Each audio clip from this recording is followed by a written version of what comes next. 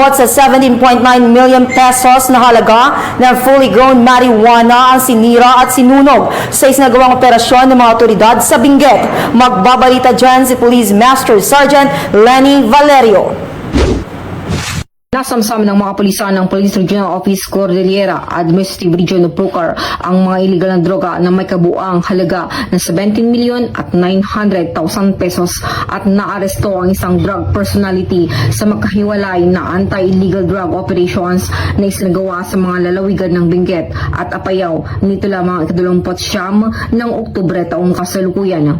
Sa Benguet, 4 na plantasyon ang nadiskubre sa inilunsad na marijuana eradication operations sa Barangay Badeo, Kibungan. Natagpuan mula doon ang 17,900 fully grown marijuana plants na may standard drug price na 17,900,000 pesos. Ang nasabing operasyon ay naging matagumpay sa pagtutulungan ng mga operatiba mula sa Provincial Drug Enforcement Unit, Provincial Intelligence Unit, Provincial Special Operations Group, Kibungan Municipal Police Station at 2nd Benguet Provincial Mobile Force Company ng Benguet Police Provincial Office kasama ang Philippine Drug Enforcement Agency ng Cordillera.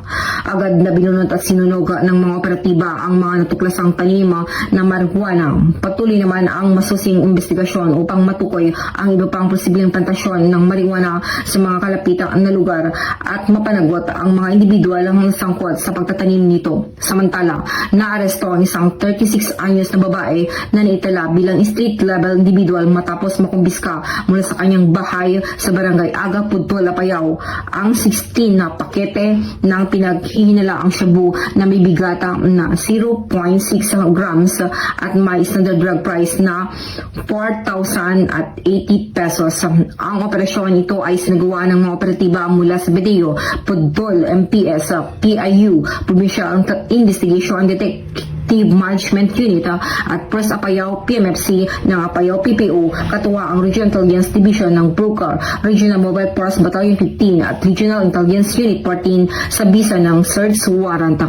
Ang suspeka at mga nakupiskang ebidensya ay dinala sa kustudiya ng Pudtol MPS para sa dokumentasyon at wastong disposisyon.